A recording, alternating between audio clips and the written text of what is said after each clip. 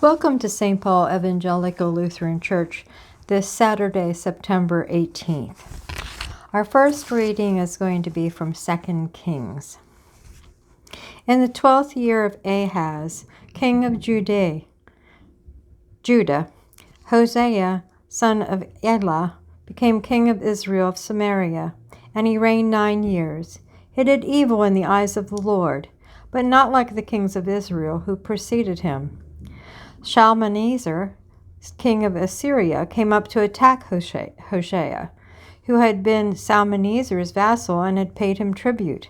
But the king of Assyria discovered that Hoshea was a traitor, for he had sent envoys to So, king of Egypt, and he no longer paid tribute to the king of Assyria, as he had done year by year. Therefore Shalmaneser seized him and put him in prison. The king of Assyria invaded the entire land, marched against Samaria, and laid siege to it 3 years. Laid siege to it for 3 years. In the 9th year of Hoshea, the king of Assyria captured Samaria and deported the Israelites to Assyria. He settled them in Halah, in Gozan, on the Habor River, and in the towns of Medes. All this took place because the Israelites had sinned against the Lord their God, who had brought them out of Egypt from under the power of Pharaoh, king of Egypt. They worshipped other gods and followed the practices of the nations the Lord had driven out before them, as well as the practices that the kings of Israel had introduced. The Israelites secretly did things against the Lord their God that were not right. From watchtower to fortified city, they built themselves high places in all their towns. They set up sacred stones and Asherah poles in very high hill and under every spreading tree. At every high place they burned incense, as the nations whom the Lord had driven out before them had done. They did wicked things that aroused the Lord's anger. They worshipped idols, though the Lord had said, "You shall not do this." The Lord warned Israel and Judah through all his prophets and seers, "Turn from your evil ways, observe my commandments and decrees in accordance with the entire law that I commanded your ancestors to obey, and that I delivered to you through my servants the prophets." But they would not listen, and were all stiff-necked as their ancestors, who did not trust in the Lord their God. They rejected his decrees and covenants, and he had made with their ancestors, and the statutes he had warned them to keep. They followed worthless idols, and themselves became worthless. They imitated the nations around them, although the Lord had ordered them, "Do not do as they do." They forsook all the commandments of the Lord their God, and made for themselves 2 idols, cast in the shape of calves, and an Asherah pole. They bowed down to all the starry host, and they worshipped Baal. They sacrificed their sons and daughters in the fire. They practiced divination and sought omens, and sold themselves to do evil in the eyes of the Lord, arousing his anger. So the Lord was very angry with Israel and removed them from his presence. Only the tribe of Judah was left, and even Judah did not keep the commandments of the Lord their God. They followed the practices Israel had introduced. Therefore the Lord rejected all the people of Israel. He afflicted them and gave them into the hands of plunderers until he thrust them from his presence. When he tore Israel away from the house of David, they made Jeroboam, son of Nebat, their king. Jeroboam enticed Israel away from the following of the Lord and caused them to commit a great sin. The Israelites persisted in all the sins of Jeroboam and did not turn away from them until the Lord removed them from his presence, as he had warned through his servants the prophets. So the peoples of Israel were taken from their homeland into exile in Assyria, and they are still there.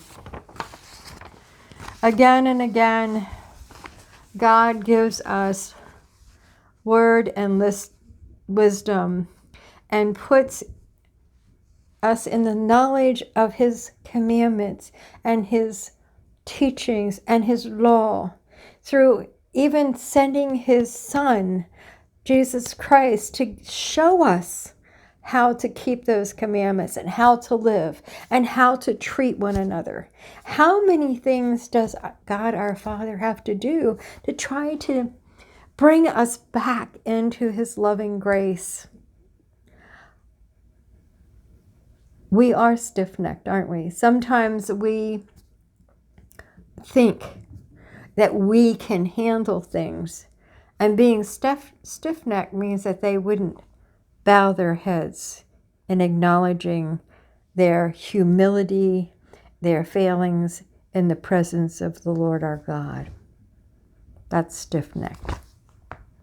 Are we stiff-necked? Do we need to be reminded? And that's why I go back in prayer, and that's why I go back to the Bible and my readings, to get regrounded, to find my safe place, to be reminded that we are human with a lot of frailty. And it's so easy to be distracted, misled, and sometimes it just happens a little bit at a time until it's all right to maybe feel that that person isn't good enough to be in our presence. Or, oh my, we shouldn't have them here. Those people. Who are we? We are all God's children. They're God's children. Those people are God's children.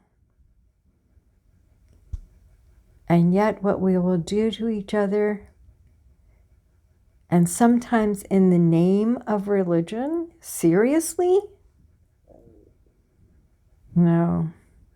Our God is a loving and forgiving God, but it's only through his grace that we can remain in his presence. Let's try harder to be better. Let's really practice being Christian, Christ-like. That's a tall order, because he didn't put on a show, did he? He didn't go up into the temples and try to, be the Lord. No. He administered to the lame, the blind, the prostitutes, the tax collectors.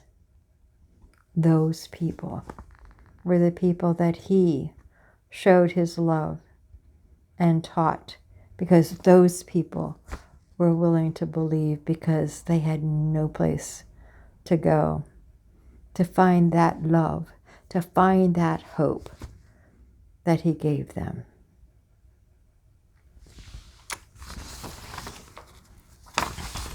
I'm going to read Psalm 54. Save me, O God, by your name. Vindicate me by your might. Hear my prayer, O God. Listen to the words of my mouth. Arrogant foes are attacking me. Ruthless people are trying to kill me. People without regard for God. Surely God is my help. The Lord is the one who sustains me. Let evil recoil on those who slander me. In your faithfulness destroy them. I will sacrifice a free will offering to you. I will praise your name, O Lord, for it is good. You have delivered me from all my troubles, and my eyes have looked in triumph on my foes. In this Psalm of David, you hear again how he understands that God does hear his voice, and he will show his thankfulness by giving offerings, not the sacrifices that are called for, but he will offer himself to God in his presence, and he will become the offering that he's making. I will with free will serve you, Lord. He understood the power and presence of God. Matthew 23. This is one that we hear quite often, the warning against hypocrisy. Then Jesus said to the crowds and to his disciples, the teachers of the law and the Pharisees sit in Moses' seat. So you must be careful to do everything they tell you, but do not do what they do, for they do not practice what they preach. They tie up heavy, cumbersome loads and put them on other people's shoulders, but they themselves are not willing to lift a finger to move them. Everything they do is done for people to see. They make their phylacteries wide and their tassels on their garments long. They love the place of honor at banquets and the most important seats in the synagogues. They love to be greeted with respect in the marketplace and to be called rabbi by others. But you are not to be called rabbi, for you have one teacher, and you are all brothers. And do not call anyone on earth Father, for you have one Father, and he is in heaven. Nor are you to be called instructors, for you have one instructor, the Messiah. The greatest among you will be your servant, for those who exalt themselves will be humbled, and those who humble themselves will be exalted. Woe to you, teachers of the law and Pharisees, you hypocrites! You shut the door of the kingdom of heaven in people's faces. You yourselves do not enter, nor will you let those enter who are trying to. Woe to you, teachers of the law and Pharisees, you hypocrites!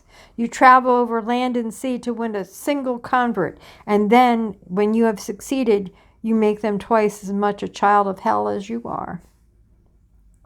Woe to you, blind guides! You say, if someone swears by the temple, it means nothing, but anyone who swears by gold of the temple is bound by that oath. You blind fools, what is greater, gold or the temple that makes the gold sacred? You also say if someone swears by the altar, it means nothing, but anyone who swears by the gift on the altar is bound by that oath. You blind men, which is greater, the gift or the altar that makes the gift sacred? Therefore, anyone who swears by the altar swears by it and by everything on it. And everyone who swears by the temple swears by it and by the one who dwells in it. And anyone who swears by heaven swears by God's throne and by the one who sits on it. Woe to you, teachers of the law and Pharisees, you hypocrites! You give 1/10 of your spices, mint, dill, and cumin, but you have neglected the most important matters of the law: justice, mercy, and faithfulness. You should have practiced the latter without neglecting the former. You blind guide, you strain out a gnat but swallow a camel. Woe to you, teachers of the law and Pharisees, you hypocrites! You clean the outside of the cup and dish, but inside you are full of greed and self-indulgence. Blind Pharisees, first clean the inside of the cup and dish, then the outside also will be clean.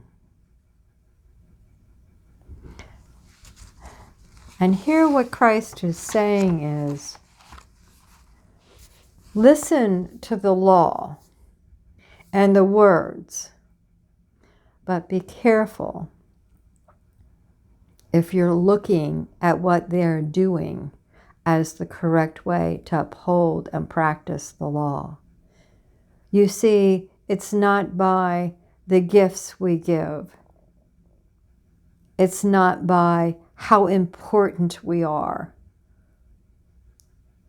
And it is by what is within. And that's what he's saying to the Pharisees. If you are not cleaning your inside, your mind, your heart, your soul, if it's not pure and you're not